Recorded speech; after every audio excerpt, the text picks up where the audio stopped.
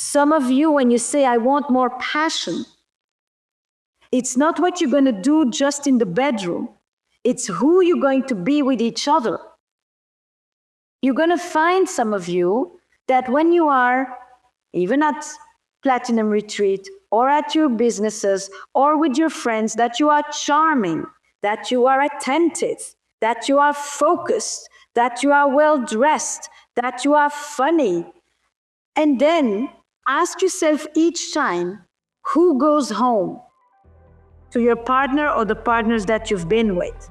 Is that the person who goes home, or is the one who goes home the leftovers?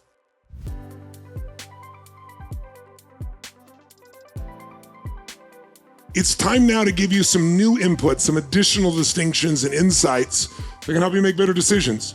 So tonight we're going to have two speakers that are extraordinary, and the first speaker is a dear friend of Sage and mine. Her name is Esther Perel, and there are fans in the audience. We're fans as well. I don't know how many years it's been. My guess is 14, 15 years that we've worked together. Esther is really recognized, I think, as one of the world's most insightful thinkers about couples and what really drives the relationships, sexuality, and the paradoxes really of marriage in the modern world. You know, how do you really, her first book was Mating in Captivity, which is really this whole concept of how do you want what you already have? Usually desire comes from something you don't have. So in the modern world, when you have it, how do you do that? And then she's just coming out with a book in a few days. Is the only reason she's not here in person, because she has to be on her book tour. But we're grateful she was willing to join us by Skype and still do her session with us. And her new book is called The State of Affairs, Rethinking Infidelity, and really looking at it in a world where, you know, infidelity in a world where everything is known, right? I mean, we live in a world where you can find out everything today. There's a digital footprint to everything. And really understanding the dynamics of what's going behind that for people. Why do affairs occur? Can they be recovered from? Can you heal them? And so she's going to do a beautiful workshop for us tonight. She'll teach us a bit, and then she's going to put us through some exercises to really help us see if we can't uncover and discover some new insights. So this is a woman that I have unbelievable respect and love for. Would you please stand, even though she's not here present, and give a giant hand to our dear friend, Esther Perel. We all live in relationships. We have them with our family, with our friends, with our businesses. We live in a network of relationships.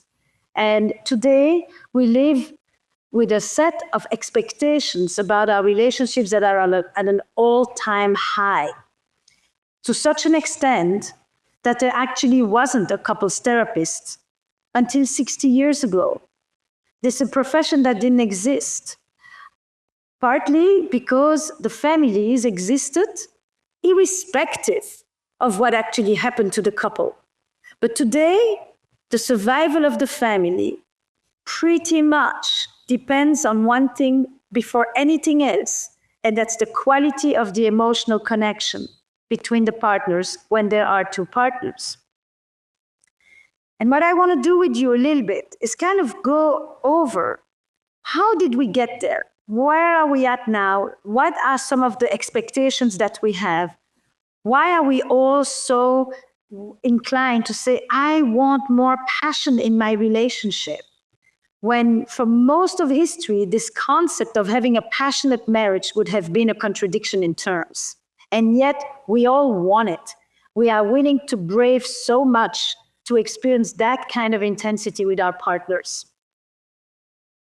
I look at when things go wrong, I look at when things fall apart in couples, because I believe that we have the strength and the ability and the resilience to actually overcome these things. I look at betrayal because I want to understand repair. I look at infidelity because I want to understand fidelity. I think that we learn our best lessons when things actually fall apart. And I like to imagine a world in which we experience a sense of vitality and aliveness in our relationships.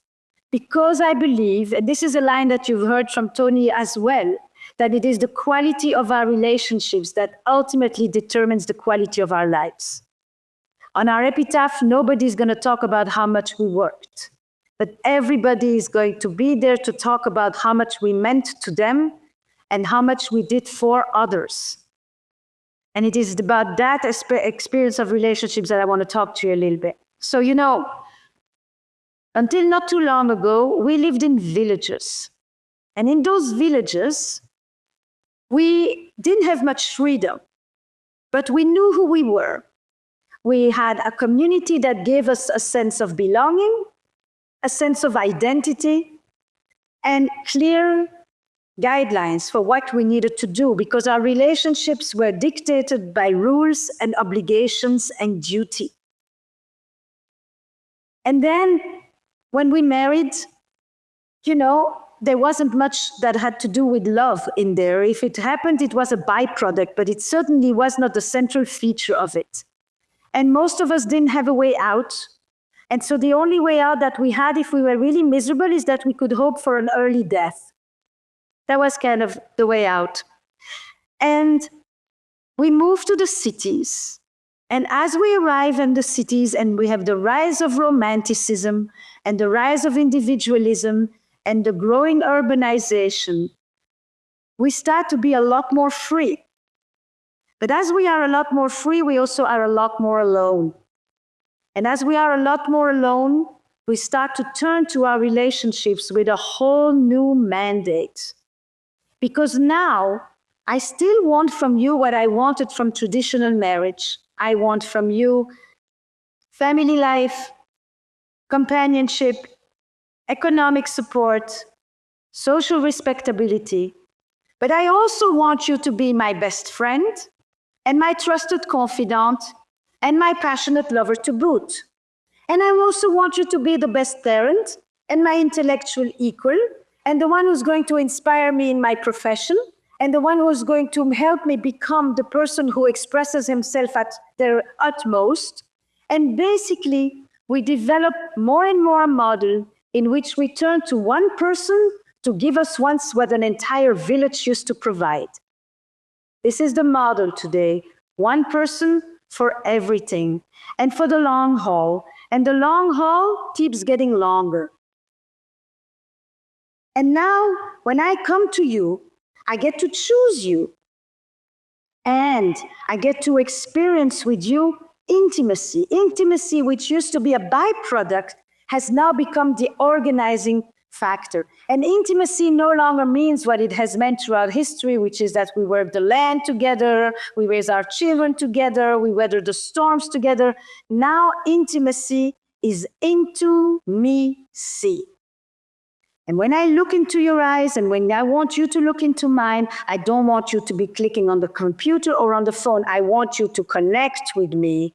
And I want you to listen to me as I share with you what are my most deepest assets. And those are not my dowry and they're not my cows. My deepest assets with you are my feelings, my worries, my aspirations, my dreams. I bring to you my internal life. And I want you to validate it. And I want you to make me feel that I matter. And I want with you to transcend my existential aloneness. Never has marital intimacy been there to help us deal with the growing atomization of our life. And yet we want it. We want it badly. Not only did we bring love to marriage, but we also brought sex to love. And for the first time, we connected two things that have never had anything to do with each other, which is marital happiness and sexual satisfaction. And we don't just want sex because we want 8 children, and we don't just want sex because it's a woman's marital duty. Today, we want sex that is rooted in desire. To own the wanting. I want to. I want you. I want you to want me. And maybe we want each other at the same time, and that would be fantastic. And this notion that sexuality is rooted in desire, we can only do because we have contraception, and we have for the first time the possibility of separating sex from reproduction. And now we want connection and pleasure. And we no longer just see sexuality as a feature of our biology. We see sexuality as a feature of our identity. It isn't just something I do, it is a part of who I am. And we start to have wishes about experiencing passion, intensity, fantasy, deepest erotic connections with our partners. We take it for granted, but it actually is really, really new. So we change the expectations of marriage and committed relationships. We change the meaning of love in marriage and committed relationships. We changed the meaning of sex. And then we did a few other amazing things. Happiness. Do you know that for most of history, happiness was basically for the afterlife? If you suffered well on earth, you could maybe be rewarded later. But now we want happiness right here, right now. And it's not just an option, it's a mandate. And then we changed a few other things. We used to marry and have sex for the first time. Now we marry and we stop having sex with others. We used to think that monogamy was one person for life. Now we all think that monogamy is one person at a time. And we go around comfortably talking about how we are monogamous in all our relationships. We used to divorce because we were unhappy. Today, we end up often divorcing because we think we could be happier. We used to choose our partners in the village between 2 or 3 people. Now we have 1,000 people at our fingertips, and we often suffer a severe case of FOMO, because how do I know that I have found the one? And who is the one? The one is the one who is so unique and so phenomenal that for you, I'm going to delete my apps. You are the one for whom I'm going to renounce the others. Exclusivity means something very different when I have had sexual nomadism for years before I meet you. So we have a host of new changes that are happening. And then we can add to that what is happening around infidelity, right? Because we used to cheat, or we used to have affairs, or we used to have infidelity because marriage didn't have the love and the passion that we wanted. But today we often go elsewhere because marriage fails to deliver the love and the passion that it promised. And it isn't that we have new desires today, but we often feel much more entitled to pursue them. We feel like we deserve to be happy. And if I miss something, I would want that experience. And we don't necessarily want to leave the person that we are with. We actually even do this in happy relationships. Because it's not that I'm looking for another person when I look at the gaze of another. But in fact, I actually often want to find another self. It's not that I want to leave you. It's that I want to leave the person that I have myself become. And so it's not because we have problems in our relationship, but because I experience a sense of longing to reconnect often with lost parts of myself. Infidelity for most of history had nothing to do with love. Neither did monogamy, because it was primarily an economic imposition on women so that we would know who gets the children when I die and who gets the cows. Today, it is all about love. It is the shattering of the grand ambition of love. Because if I was to be the one and you betray me and you cheat on me, then it means that I am not the one. But you know, for most of history too, when people used to say the one and only, they usually meant God. Today, when they talk about the one and only, they talk about their partner. They talk about the soulmate. And the soulmate is what we do when we mix together the spiritual and the relational. I mean, it's a very interesting thing that in our secularized society, romantic love has become the most powerful engine of the Western psyche. We seek in romantic love transcendence, meaning, belonging, ecstasy, all these things that we used to look for in the realm of the divine. And now it's all one person who has to provide all of that. And we sometimes crumble under the expectations of such a tall order for a party of two. And yet, we're not willing to give it up. How many of you would like to have it all with that one person? Indeed, indeed. You know, indeed. How many of you have become too cynical to want that?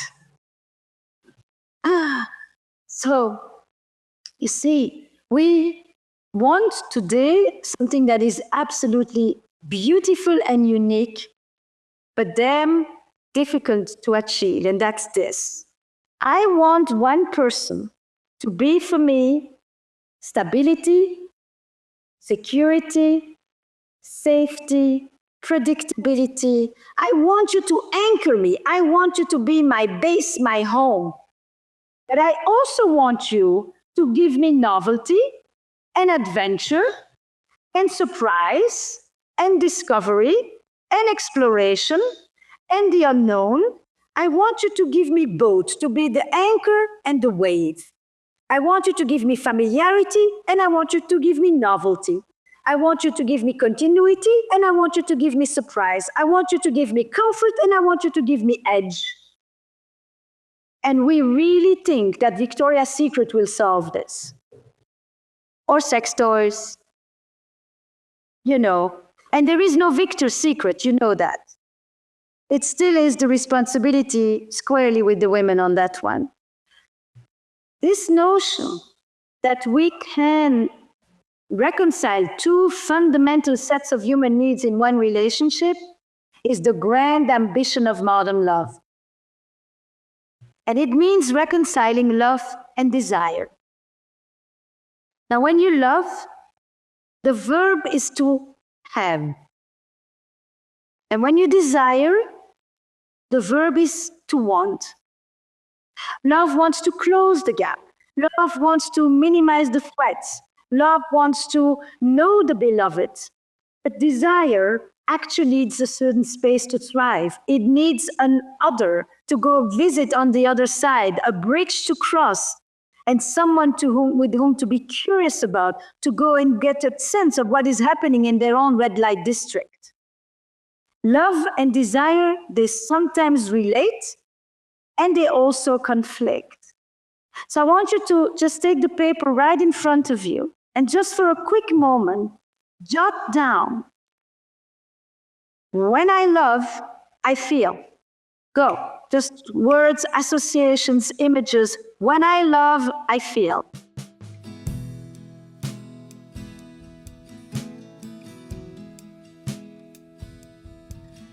And underneath, I want you to write a few words and images.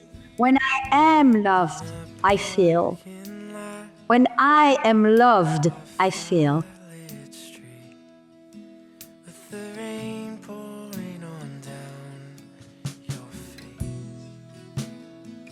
And now, and when I desire, I feel.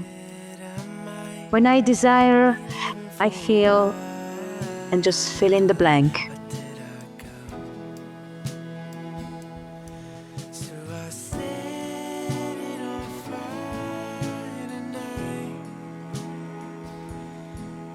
And underneath, and when I am wanted, when I am desired, I feel.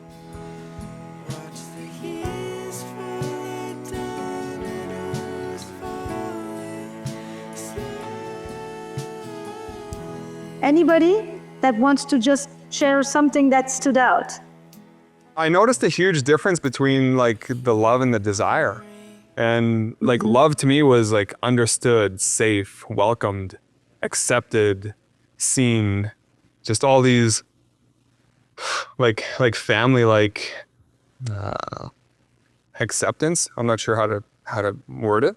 But then like with the desire, like when I felt wanted, like I felt invincible. 1 second. Hold on 1 second. Okay. Tell me your name again. My name is Coleman. Coleman. Yeah. Take a deep breath. Because you're swallowing half the things you're saying. Because they run deep. Right. So, Coleman. Close. All these experiences of love you felt were like home and family? Yeah.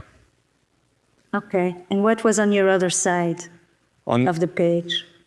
On the other side, like with desire, like when I felt wanted, I felt like a god, like invincible.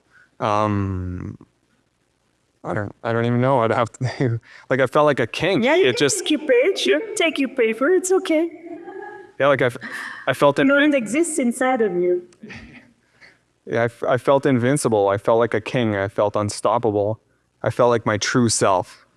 I felt magnificent. I felt godlike, and I felt like a hero. And when you want, and when you desire, Yeah.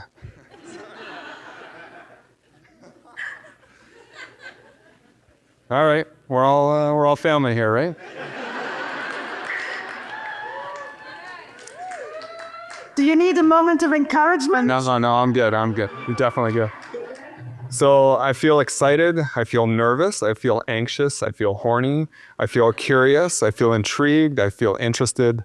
Just all of that. Beautiful. Beautiful. Welcome. Welcome. Welcome to the world of the erotic, you know? And what stood out for you when you look at those two realms of experience for you? What stands out?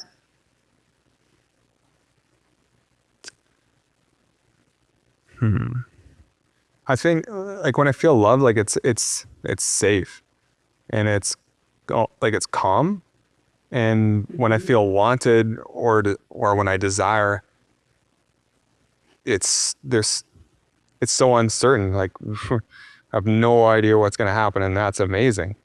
And it's exciting. You don't know what will happen next, and Right.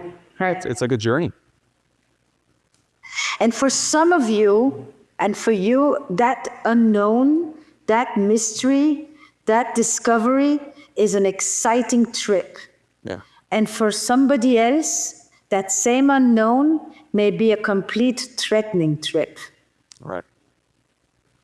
Yeah, just so we are not, that you understand that very same experience that you're entering a place and you have no idea and it's uncertain, and that's why things are going to just surprise you there. You find that a thrilling experience, and someone else, and often people who actually have experienced trauma, will find that a very scary trip. The last thing they want is something that is unsure and unknown and mysterious. Right. And that is why for some of us, desire is a place you can't wait to go to, because sex isn't just something you do, people. Sex is a place you go. You can do sex and feel nothing. Women have done that for centuries. But when you think, yeah, we just check with your grandma, you know. But when it becomes what you want, when it becomes a place where you go, you start to ask, what parts of you do you connect with there? What do you seek to express them? You know, and part of what you're talking about is power. But for example, I think when you described your feeling of safe, you described something that is not powerful at all. It's very profound, but it has nothing to do with power. It's very rare that I hear the word powerful in the category of love. And I often hear the word warm in the category of love, but if I hear any temperature in the category of desire, it's usually hot, not warm, different temperature. Yeah? And in one, you are brazen. And go, you want to say something? Tell me. No, I was completely agreeing with you. Like, yeah. Say it in your own words. Yeah, like desire is hot in so many different ways. And love is warm. It's comfortable. It's soothing. It's something to be cherished. And you often experiencing them together? Do they marry easily for you? no. All right, tell me the rest. This is the masculine, right? The one word.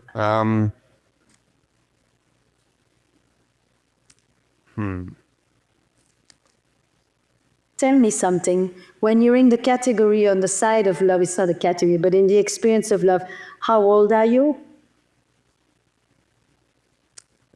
Maybe like 3 or 4 or 5. Like I envision like being at my grandparents' house and like sharing a meal and like just, it's just pure love. And you feel young, and you feel tender, and you feel vulnerable, and you feel nurtured. Yeah. And what makes these two not come together? I think desire was more like in teenage years or as a young adult, and going through that entire transition, figuring that kind of stuff out. It was a rush. It was completely different.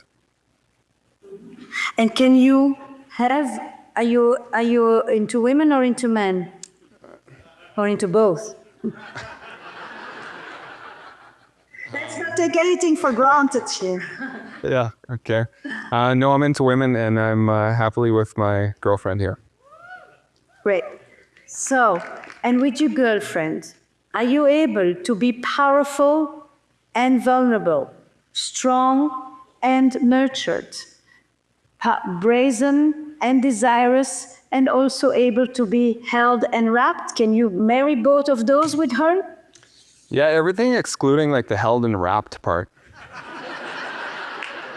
Yeah, I think so. Even after the sex? Yeah, I'm the one doing the holding and the wrapping. Ah, okay. Good. Can I hear from one or two others? Just so I get a little bit of a...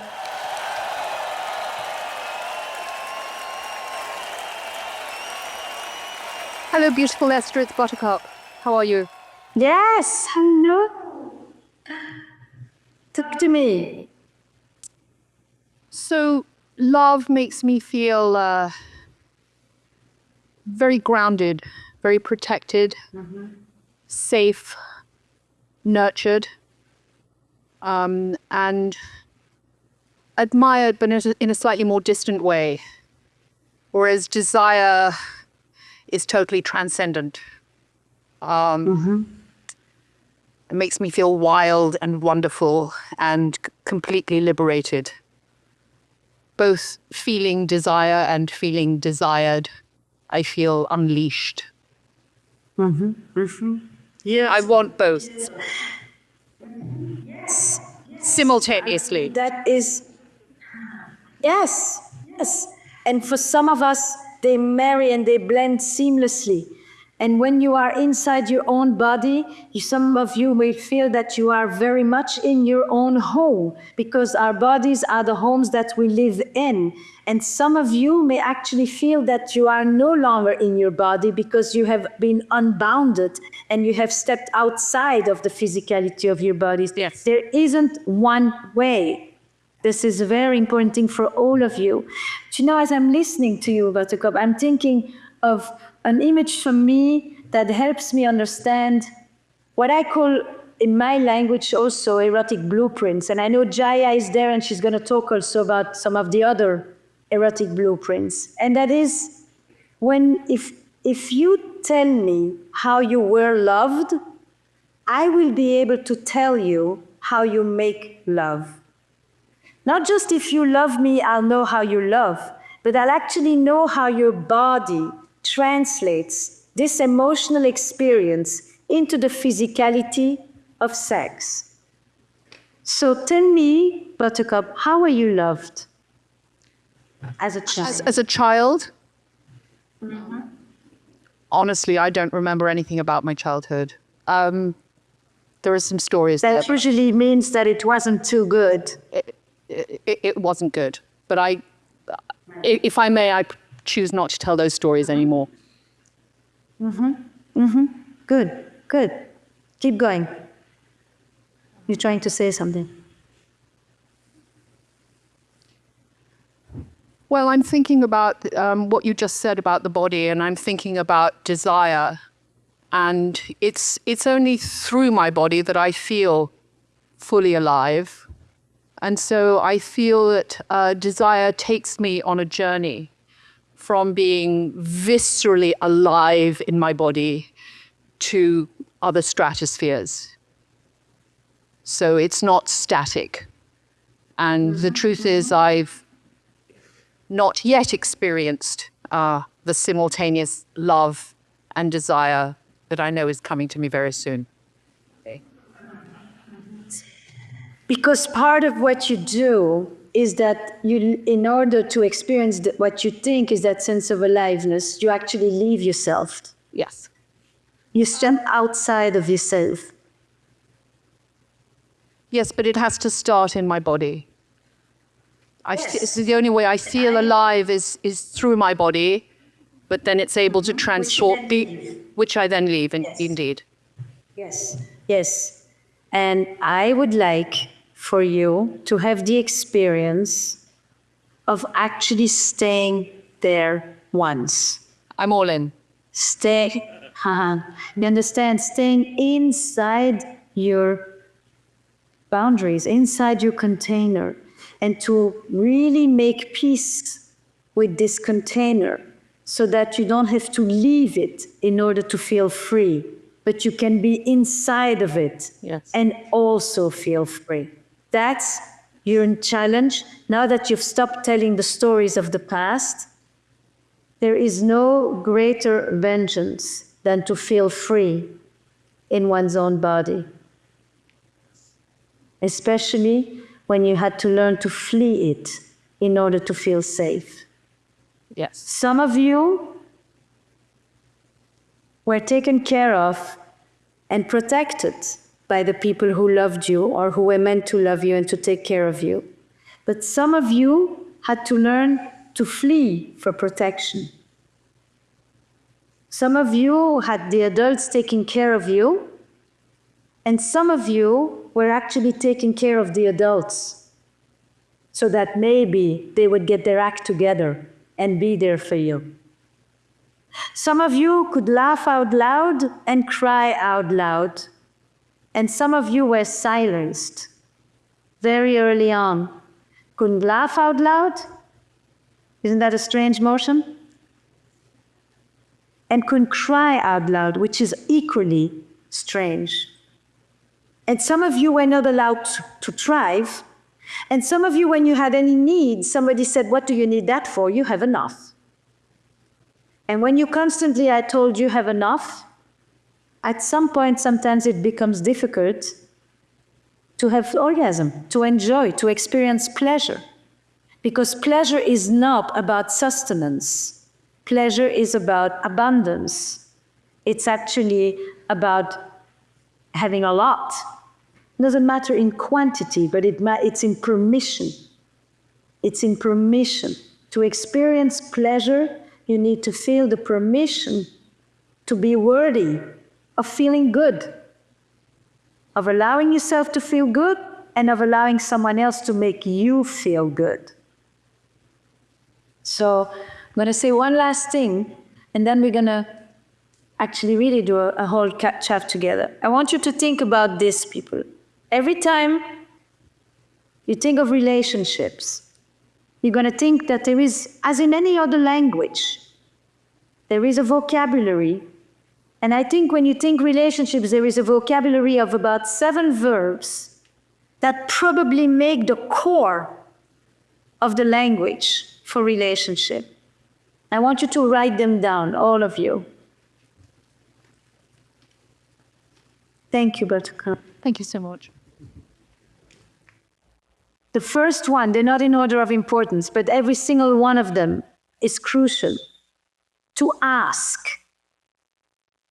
To ask. Are you comfortable asking? Do you trust that when you ask, the person next to you hears you, wants to respond to you, cares about what you want? Do you feel entitled to ask? Do you feel worthy enough of asking, of having needs, wishes, aspirations? To ask. It's one of the first things we do without words. To give. How is it for you, giving? Do you enjoy giving? Does it fill you up to give? Do you feel that you give just so that you can acquit yourself of your debt? You give so that you won't owe? Or you give in order to feel that now you have a right to ask? Do you enjoy filling someone else up? Or do you feel that when you give, it empties you? How comfortable are you with giving? And then, on the other side, how about receiving? Can you receive?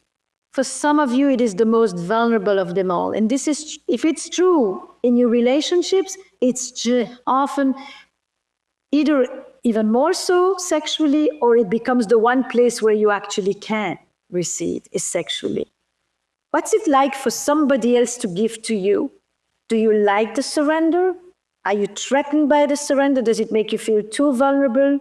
Do you love that vulnerability? Do you feel like it makes you too little, too weak, too young? What's it like to receive? Can you let someone else do you, give to you, pleasure you? And how about sharing? Do you enjoy sharing, or are you too competitive to share, or do you feel like it's a game of fairness? What's it like sharing? To ask, to give, to receive, to share, to take. How about taking? Can you be greedy on occasion? Can you feel that you have the right to take?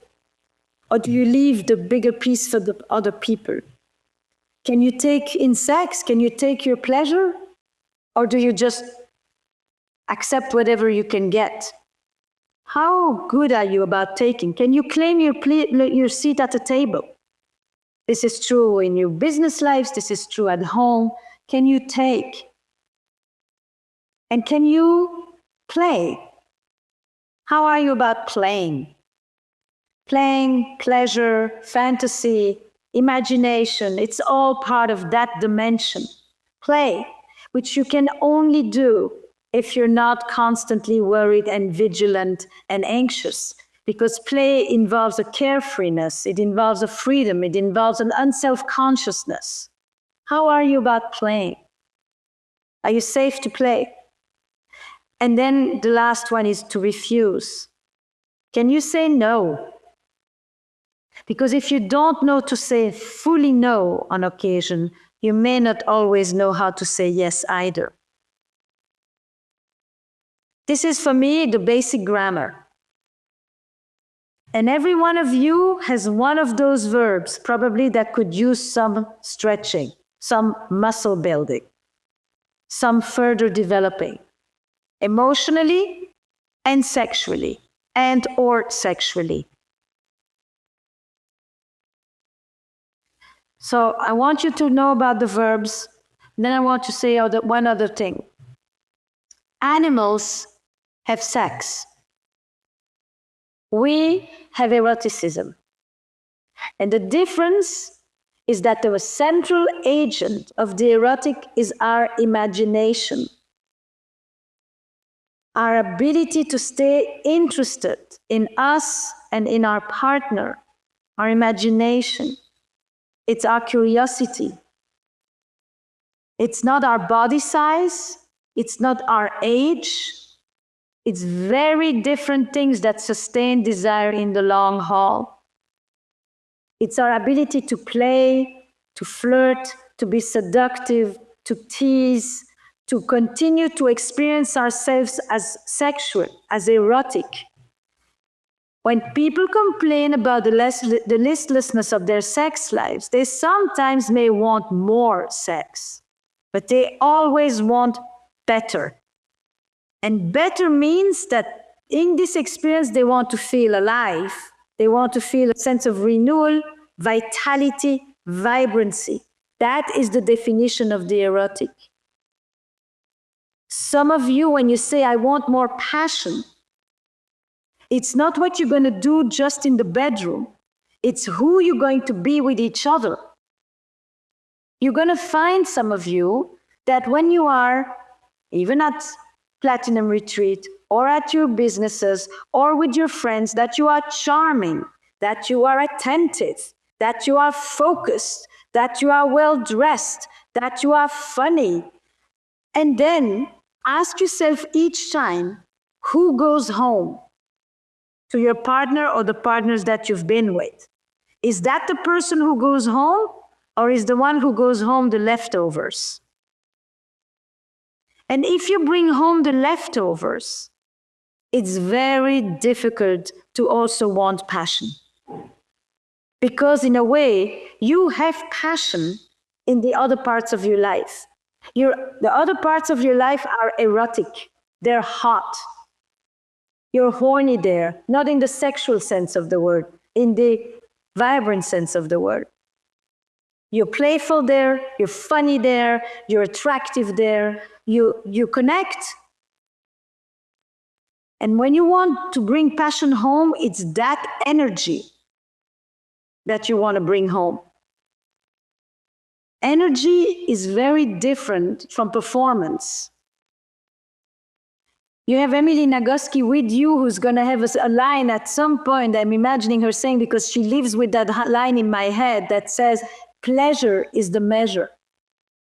And to allow yourself to experience that pleasure, you need to be able to connect with that energy, that erotic energy, so that you don't just have very interesting, alive, vibrant chats with others and then go home and start to talk about Management Inc. The body doesn't know how to transition like that at 11 o'clock at night from Management Inc. to hot sex. Foreplay doesn't start 5 minutes before the real thing. Foreplay starts at the end of the previous orgasm. That's the real thing.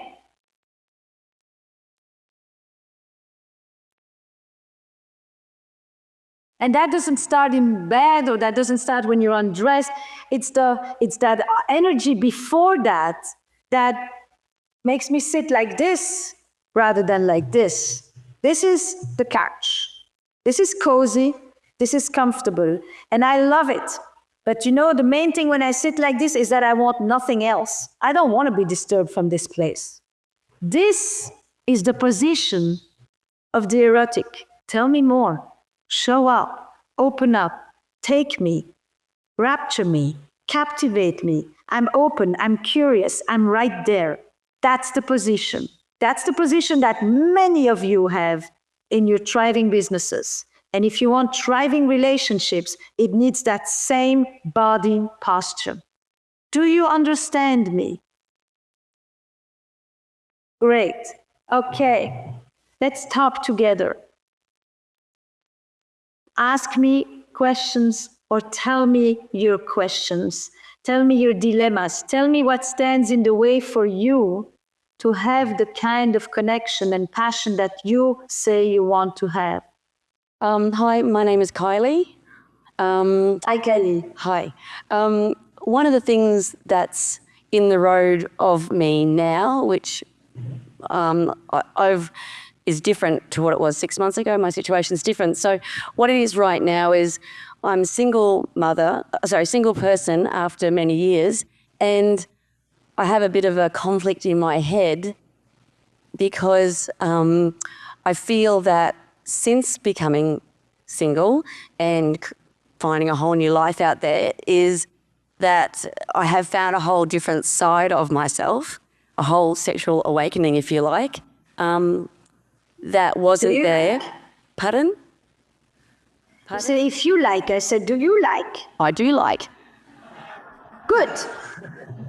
But the dilemma is I keep in my head too much when I'm there, and I'm not in a relationship. So the encounters, if you like, or intimacy that I have is, what's the word?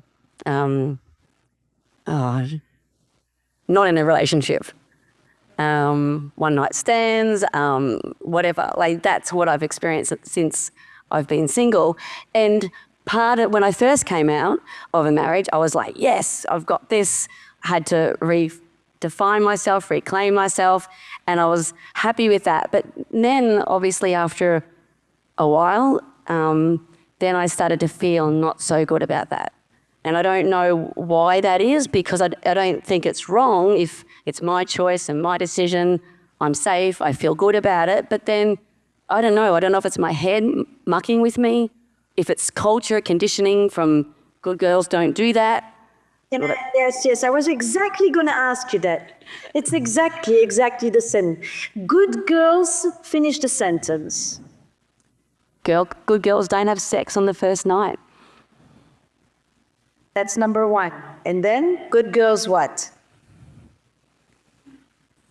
I don't know. That's what I'm in conflict about, because I have a very strong, I'm very comfortable that part of me isn't that, and I can feel that I can own that. But then, as I said, sometimes the head comes in, and then I'm like, oh shit, I don't know. It's just What happens? Tell me something. What happens? You're giving me one of the base messages for slut shaming. yes, Right? Mm-hmm. Because a woman, let's first of all not talk about girls, let's talk about a woman who chooses to connect sexually with someone for whatever is what? What does that say about her? well, I have two opinions. That's the conflict. My powerful, feminine, I believe is my true self, that's fine, it's perfect, it's beautiful, it's exciting, makes me feel alive. Do you think that the guy that you are with thinks lesser of you because you gave yourself to him on the first date? I don't think of it at the time, but then afterwards I do. No, of course, not at the time, but 5 minutes later. Not 5 minutes, but certainly the next day. Yes. Do you see, it's a whole cultural system, right? Yes. That you internalize and that starts to take your experience and gradually turn something that was meant to be nice, pleasurable, clean, beautiful, consensual, respectful, and starts to basically turn it into something that was dirty, that was shameful, yes, that was cheapening, and that you then have to start to feel like, what am I going to do with that thing inside of me? I don't see myself as such, but that thing is just like gnawing at me and saying, That's right. That's exactly how that's the conflict. I don't actually feel that, but then my head mucks with me, and it's like, I don't know whose voice it is. But it's like, and then I stop and go, no, that wasn't. There's a man sitting behind you. 2 men sitting behind. 3 men sitting behind you. Can you turn to them for a second?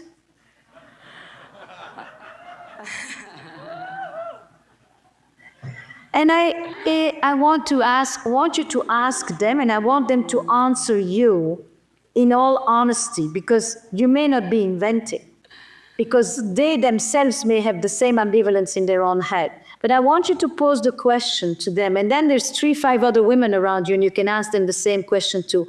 This is not a personal discussion only. This is a collective conversation.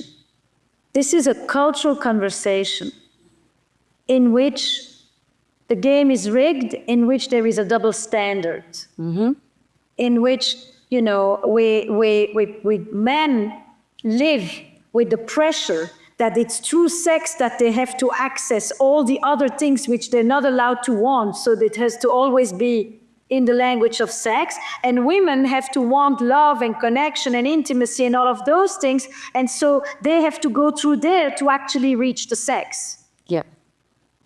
Each one has been given the permission to want one thing only and has to hide in order to get the other thing. You start to feel dirty, he starts to feel weak and a little boy. If he wants the connection, the love, he's up to, he's in his family and he's a little child. If you want the sexuality, then you have to find some strange way to make it acceptable, to still be the beautiful, smart, powerful, determined woman that you are, and give yourself that permission. So I don't want you to stand alone with this question. Monsieur in the red t-shirt, I don't know, but I see you from afar. Yes. How are you? What's your name? Phillip. Phillip. Phillip. Yes. Where are you in relation to this dichotomy? This is one of the most fundamental gender conversations that goes on. So, I mean, I disagree. I think it's, everybody has their own choice, and I don't judge. I don't. You really don't? No. I really don't. Okay. I don't judge at all. Okay, can you... I mean, I want judge, you to just talk not- to her. I want you to talk to her, and I want you to give her a piece of your mind about the experience of making sex a clean transaction, something that doesn't have to leave people afterwards grappling with shame. Yeah, sex is something to enjoy. It's an experience. It's an experience to enjoy together. It's No, an I want you to experience. talk to her, not to me. It's fine. I An see. experience to enjoy together. It's just an experience that energy, an exchange of energy. It is to enjoy together. That's what I believe. Is there something that's But I want you to talk to, yes, I want you to talk to her. And I want you to give her something that allows her to know, at least from one man, you're just one person. And I want you to literally speak to her. This is a conversation by which one by one, people will begin to undo the pieces of shame and secrecy about this. That's what you desire, then do it. That's your desire, then go for it. It's okay. Don't listen to all the cultural ideas and all the mind, and if it's in your heart and something you want to do, then But is it real? go for it. Is it really okay? Yeah. Yes, of course. And why is it? You're not very convincing. I'm not very convincing, no. No. And I don't think it's the screen only.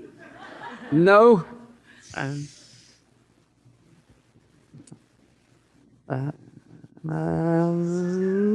Not convincing as far as I do believe it. I believe that it is okay. Like there is, if you desire something, then you should go for it. And if there's nothing wrong with it, it's if you have beliefs, we all have beliefs. If you're letting them get in the way, then if it's something you desire, then you should desire it, go for it. No judgment. No judgment. You're judging yourself. You're allowing other beliefs to, you judge yourself on what you believe. And where did you pick up these beliefs? Are they really your beliefs? I don't know. Pass the mic to the fellows next to you. Where do you stand on this one? I really don't see what the problem is. I mean, if you want to have sex with someone, you're an adult, it shouldn't be an issue. Oh, I'm sorry.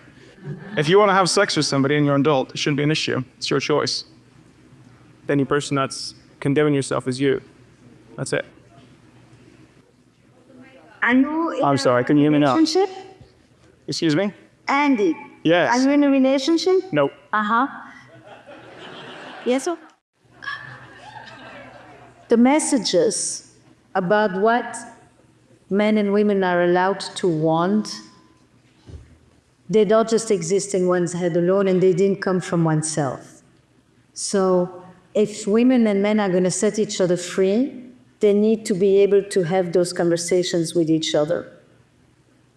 It's not fair to ask anybody to do this on their own. That's all. And so I just want you to help this woman from the place of a man. Maybe now you're in a relationship, but you may have been with other women in experiences where you were with them on the first night. And what this woman needs to know is that when she left those rooms, that the person who actually thought of her in her full person, and not just in a kind of objectified, used way. That's the experience. It's like, how do you give yourself over and not feel empty when you leave? Which is the experience that people have when they feel used sexually. That's what she's trying to claim, so that she doesn't judge her pleasure, her experience, her autonomy, her being an adult woman, all of that stuff she knows in her head. But that's not what starts to gnaw at her when she starts to ask herself, was this okay? Can I say something? Could I say? Of course you can. I think that perhaps they would be maybe afraid to say that, because even if they think it, they wouldn't want to hurt me or say the wrong thing to me, because I've just said that I've done that. So I think it would be fair to say, and if they said that, that's okay, because it's just their opinion, right? So I guess I'm okay with it. So don't, if that's your opinion, that's your opinion. Just don't say it.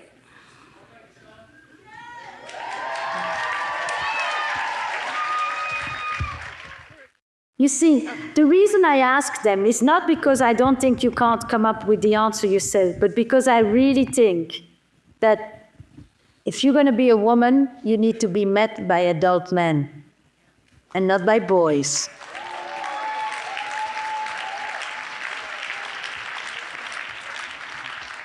You can't have it both ways. So I want them to meet you as adult men who either will say what they really think, or they will actually try to protect you either way. But I want them to meet you at the same level. So I saw that the mic was on with someone else just now. Hi.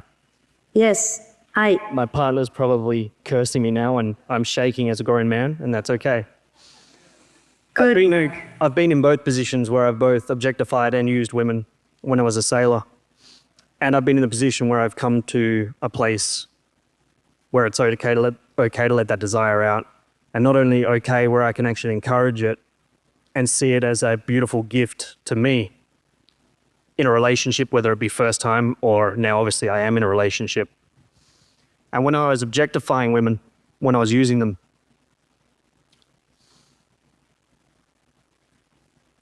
it was dirty.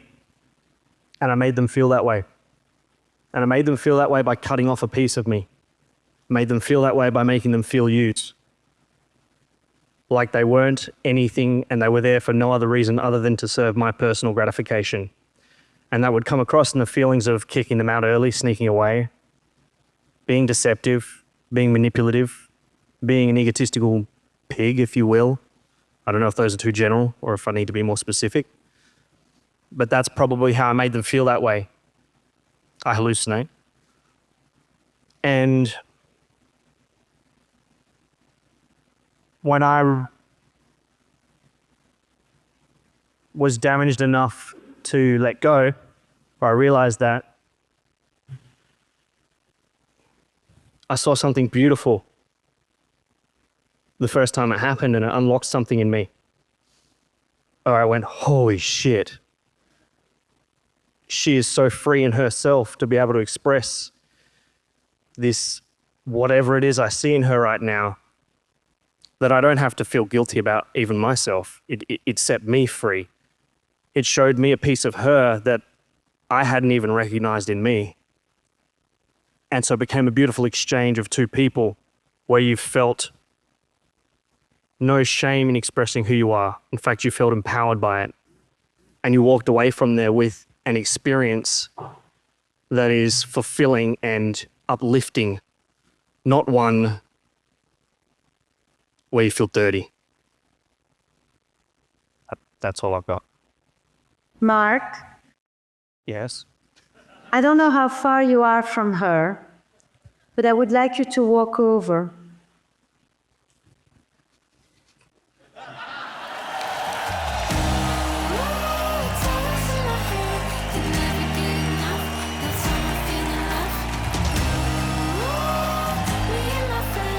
Marc, what I would like to offer you is the opportunity, since you probably never had a chance to say I'm sorry to many of these other women.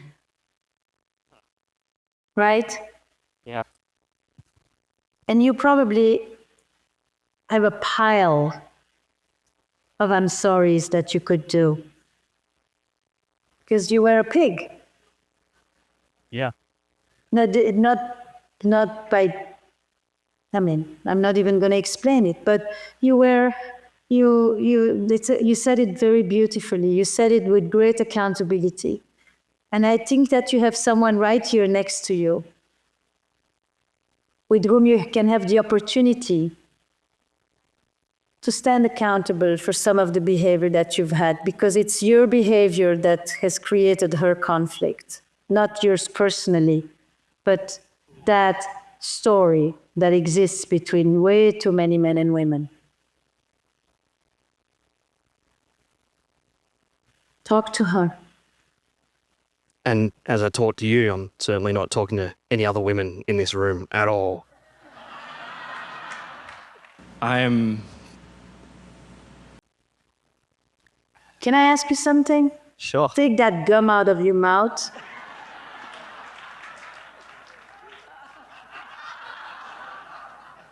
Can deal with that. Because you don't want the tension to go into your gum. You want the tension to come out through your words, through your feelings, through your body, through your affect.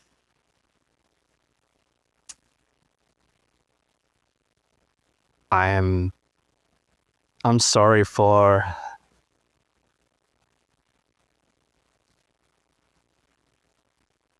not seeing the truth in who I was early enough so that I could break some of the conditioning that I'd bought into that allowed me to treat women, that I chose to decide that women were going to hurt me. And the only way I could get control was by treating them like they were nothing, like they were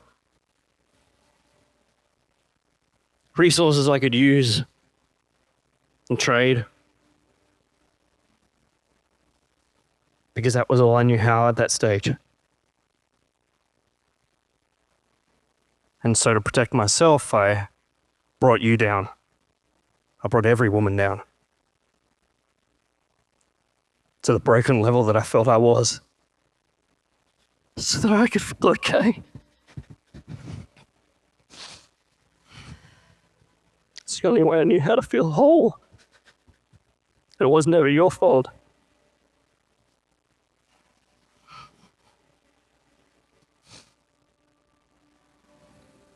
But it's all I knew. I'm standing right behind you, just so you know.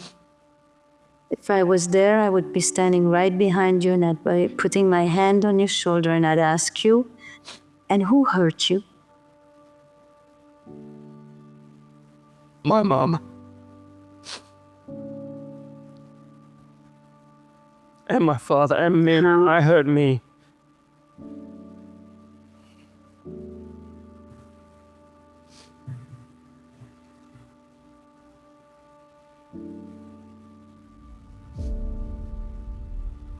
They just weren't there. At least that's the story I bought into. Sometimes they weren't and sometimes they were, but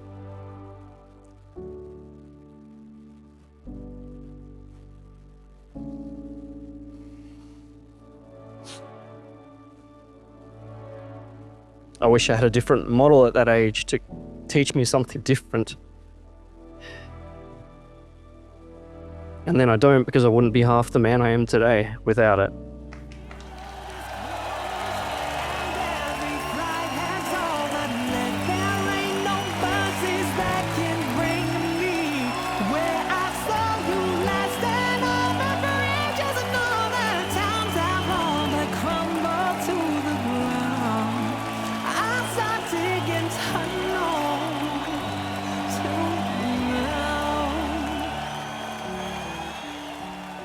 What did you tell him?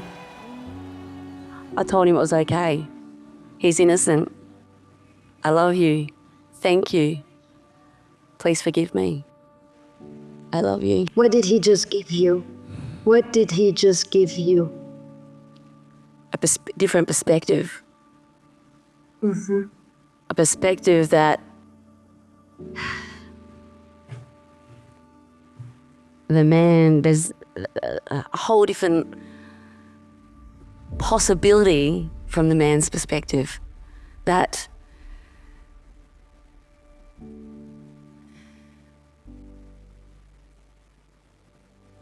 just a different perspective. Just, I don't know I don't know what they're feeling. And I wouldn't have guessed that. That there was hurt behind. Yes. Pain. Sorry. Pain, suffering, hurt. I would never have guessed that. And I don't know if that is always the case, but certainly it's possible. Yep. Yeah. Was this important for you? Yes, very important. Absolutely. Very important. I stood up. It's very important. Good. Because I want the Thank freedom. you so much. I want that freedom. I want that permission to be myself. To be my feminine, to be whatever that is for me at that time. No judgments. My choice. My decision. You know, that is probably the primary definition of sexual freedom for a woman. It's not to do what she wants. It's to accept what she wants. Yes. It's to experience it with dignity, with freedom, and without the cheapening, the shaming that is attached to her sexual freedom. When that starts to happen, we will have a different landscape between men and women.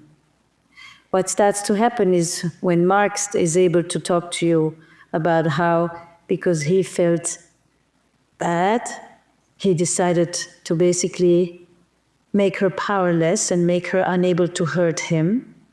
And he starts to give one story of male pain. And when you start to experience one story of woman emancipation, then we will have a new landscape. Things will get better, as they just did in this interaction between the two of you. So thank you very much. Thank you.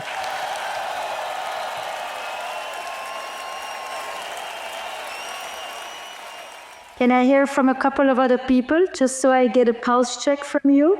What's going on? Okay, I really, really didn't want to stand up, but Well, you are.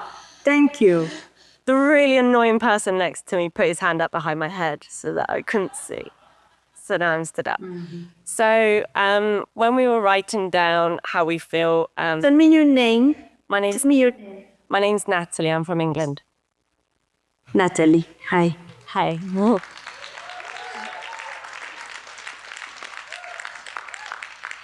So when we were writing down how we feel when we love someone, actually, one of the first things I wrote down was scared, and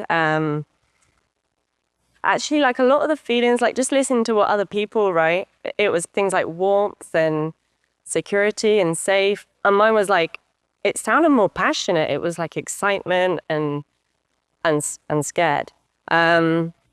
Yeah, so I guess a good question would be, how do you make it more warm? Scared of what? Well, getting hurt. How? What is hurt? What hurts you?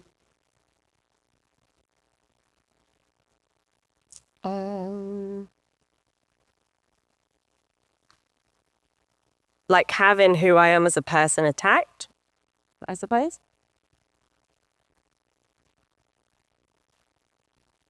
You get attacked by somebody who, tell me, because there's a lot of ways to fear love. Yeah. Yeah, I just think maybe for me, romantic love, I've not, like, I love my family. Like, I feel warmth and love for my family, like, and my mum and people like that. But I didn't realize literally until that second that I wrote it down that maybe that's why I'm single. Yeah, I don't know. Have you ever loved Yeah, in the romantic sense? yeah, Huh? Yeah. And were you scared? yeah. In the end. Huh? And has somebody told you that that's part of love?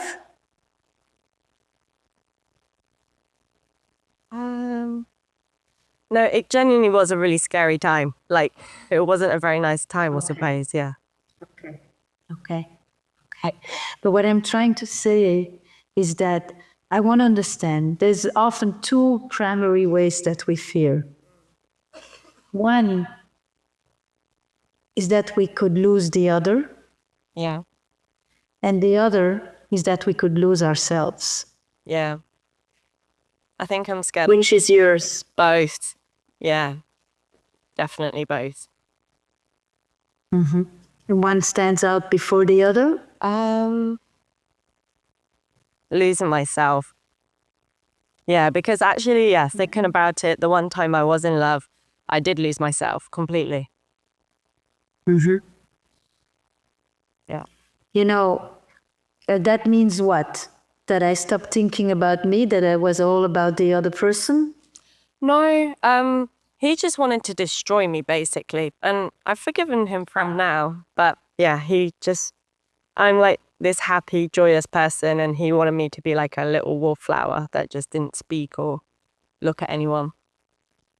Why would you forgive him for that?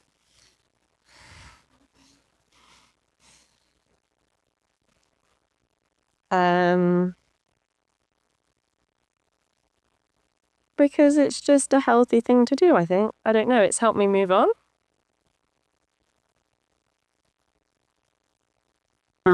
Okay. In my book, Yeah.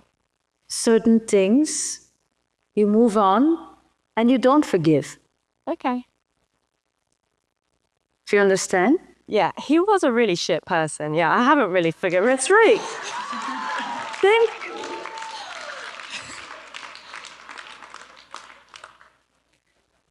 For you, this is not for everybody, but for you, if you were to forgive him, it would actually be an act of forgetting yourself. yeah. For other people, that's not the same, yeah? It's not one size fits all. But for you, it's actually important that certain things not be forgiven. That doesn't mean you wallow in it, and that doesn't mean you keep, but no, certain things are not okay. Yeah, it wasn't okay. Good. Are we clear on that? Yeah, for sure. Okay. All right. Thank you. So you move on Yeah, and you don't forgive. okay. You understand that? I'm not saying stay and rage and hate and this and that. I'm simply saying, in your experience, when you go too fast forgiving because you think that's what good people do, Yeah.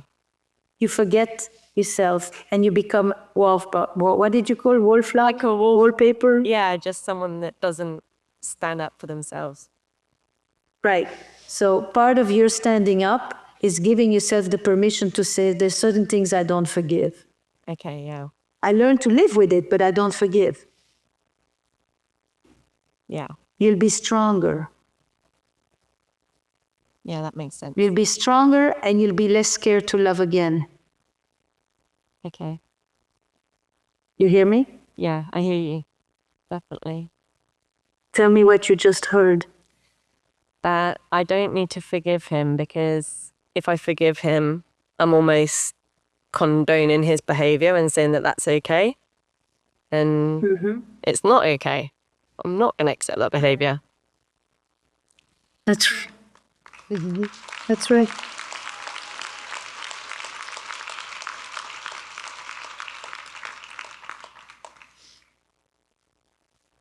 That's right. Thank you. Thank you. I mean, because it just came all rushing back, and you just saw the entire destruction in front of your eyes.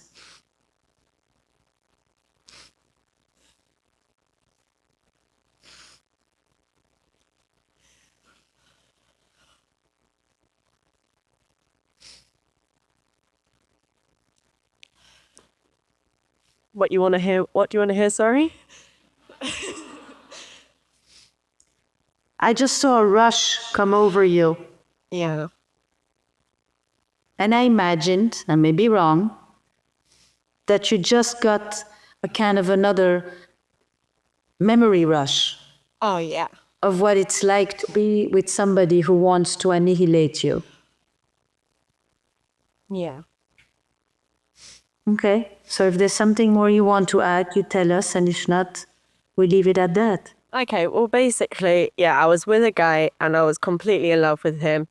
And I believe he was in love with me in some weird way, but it got first very controlling and verbally abusive, then physically abusive, and then he tried to kill me.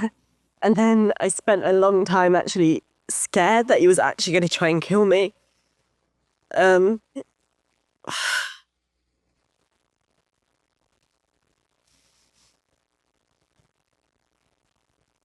Yes, that's not okay. So actually, yeah, I shouldn't forgive him. No, I actually think you should be majorly pissed. Yeah. I think you should. I mean, it's not about what you should be, but it's like you telling me I wrote about being loved, I'm scared. Yes, you carry a memory of something that was frightening, not just scary, frightening. Yeah. And if you keep apologizing for him or trying to be good and forgive him, you will stay frightened. You will stay single in order not to be frightened. When somebody wants to destroy you, it takes every ounce you can have. And don't say he loved me in a weird way. That's bullshit. Yeah. It is bullshit. You understand? Yeah. Okay. You know, whatever he had, he's not there. We can't really worry about that right now. But he wanted to possess you. He wanted to shrivel you up. He wanted to diminish you. He wanted to do all kinds of things. This is about a lot of stuff, but let's not call this love because that's a perversion of love. Yeah, for sure. Okay. So let's call the things by what they are so that you can begin to not be as scared. Because this wasn't love. If you consider this love, you're never going to want to love again. Yeah. This is abuse. This is mean. This is wrong. This is hurtful. This is a power trip. This is a lot of things, but don't call it love, or you will never love again.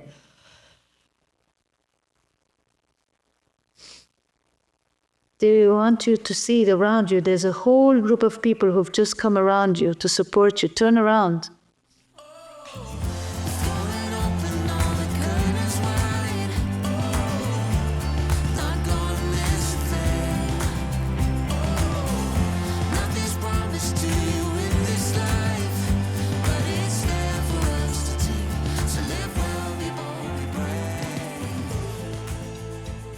I just want to get a sense, and you can all just say one sentence at this point, to whoever wants to talk.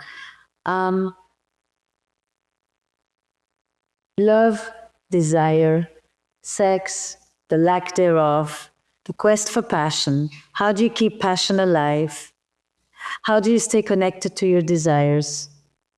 How do you not deny yourself because somebody has taken advantage of you?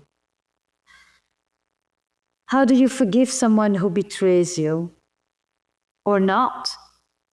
And when trust is broken, how do you heal it? Where do I leave you? What's one thing that you take with you from this last hour and a half that we are together? What stays with you? What touched you? What moved you? What did you just think about? What did you just feel, remember? Give me a quick pulse check. We won't go into it, but I do want to know where you are. And I think what I take from it is I love me and I love you. It's not one or the other. And it's really being in that truth of your authentic self and, checking in. Mm-hmm. That's what I kind of take from it. yes. Thank you, Jessica. Pass the mic around. Just see wherever somebody... Hi, Esther. So, Kylie, my name is Sarah. I'm from LA. If I was there, I would come see you, but I'm not. Kylie, I want to share with you so when I met my husband, I decided to take him to bed on the first night. It was my desire. We have 4 kids. We're married 12 years. So there are no rules. Hello, Esther. I have a quick question. In different desires in a committed relationship. So in a, say one driver and one with less drive, how do you synchronize the level of desire and stay in the commitment? Beautiful question. And I want you... What's your name? Oh, my name is Yishang Liu. I'm from Texas. Shang.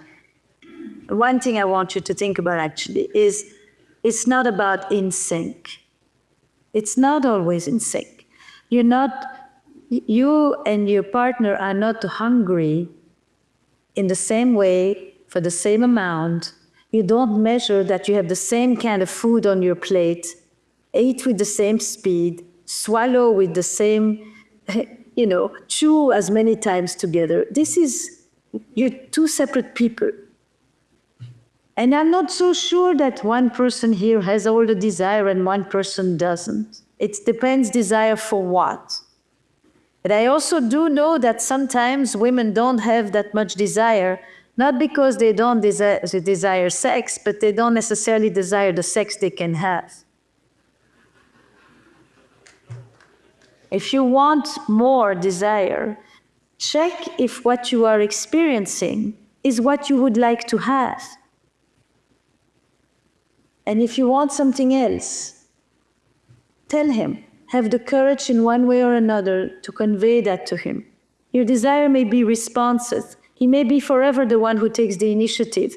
And you are happy to respond if he initiates in ways that are inviting to you and make it interesting for you. In order to want sex, it needs to be sex that is worth wanting. So before you tell me I don't have desire, I want you to check. So I'm going to leave the question, and I'm going to take a few more pulse checks, and then I'm going to have to say goodbye to all of you. Hi, I'm John from Australia. Yes. What I take from it is it's interesting as to the meanings which we take to events and situations and the emotions that we take from it. Like, I know, Kylie, and you're a beautiful soul, and if it lights you up, go and have fun. It takes a man and a woman, assuming they're talking that type of sex, to go and enjoy it. Why should it be a double standard from a guy to a girl? If you can enjoy it, go nuts. And Natalie, you're such a beautiful soul. Just, to be able to be free and actually go and find the guy and get past that situation. You and I have talked about that before. Any man would be lucky to have you. Just be open and be free and change those meanings. And yeah, so just everybody the meanings that we give to situations is really what I took, and just looking back at the situations which even in my own intimate life which I get into or don't get into, and what it means to me, and really trying to manage that conversation and be empowered by it, and also then try to set an emotional. Tell me one thing. Yeah. One thing that you take with you for you. To look at the conversations I have with regards to my own intimate situations that I get into, and to be responsible also for creating an environment through which people have a positive experience or a positive emotional situation which I can set up for them intimately, even though they're responsible for their own emotions, but be actively proactive in trying to make sure it's great for them as well. Yes. You got me. Hello, my name's Dimple, and I'm from the UK. So the big piece that I'm taking from this was around the with Natalie, the forgiveness, that to forgive at the consequence of yourself is not okay, and that for me is a huge piece. So thank you for that. I'd like to challenge this notion. I'm disturbed by this notion, and we're dear, dear friends. What I see over here is I see empowerment at the point of being victim. And we don't have enough information to know what's going on there. It sounds like he was abusive and I would rip the guy's face off for hurting you. I think you know where I come from. But this idea that if you forgive, you're disempowered or it'll happen again is a presupposition that I would challenge. I think this is bullshit.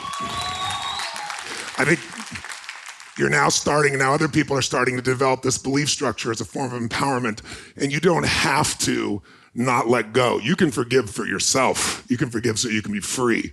You don't forgive to be a cool person or a good person, and I understand what she's trying to do to make sure you don't do that, but I'm already seeing it spread, and I think that's bullshit. I'm here to tell you right now, you don't have to be a victim to be empowered, and you don't have to live in rage to be empowered. There's a time for those things. There's a time to use your anger so you can separate from it.